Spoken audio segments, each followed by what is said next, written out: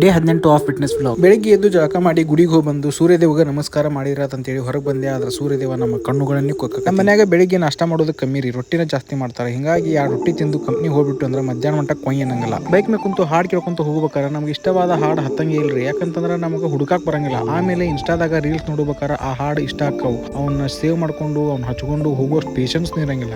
ಏನಂತೀರಿ? ಈಗ ನಮ್ಮ ಆಫೀಸ್ ಒಳಗ ಅಂದ್ರೆ ನಮ್ಮ ಕಂಪ್ನಿ ಒಳಗ ಫುಲ್ ಹೆವಿ ವರ್ಕ್ ಆಗತ್ ಬಿಟ್ಟತ್ರಿ. ಯಾಕಂತಂದ್ರೆ ಈಗ ನಮ್ಮ ಕಂಪ್ನಿ ಒಳಗ ಸೀಸನ್ ಟೈಮ್ ಅಂತಂದ್ರೆ ನಿಮ್ಗೆ ಗೊತ್ತಾಗ್ಲಿಕ್ಕಿಲ್ಲ. ಇದು ನೋಡಿದ್ರೆ ನಿಮ್ಗೆ ಗೊತ್ತಾಗಿರ್ಬೋದು ಈಗ ಯಾಕೆ ಸೀಸನ್ ಟೈಮ್ ಅಂದೆ ಅಂತಂದ್ರೆ. ಹಿಂಗಾಗಿ ಇವತ್ತು ಲೇಟ್ ಆಗಿ ಹೋದಿರಿ ಮನೆಗೆ. ಭಾಳ ಲೇಟ್ ಆಗಿದ್ದಕ್ಕೆ ಇವತ್ತು ಜಿಮ್ಗೂ ಹೋಲಿಲ್ರಿ. ಹಿಂಗಾಗಿ ವರ್ಕೌಟ್ ಮನ್ಯಾಗ ಮಾಡಿದೆ.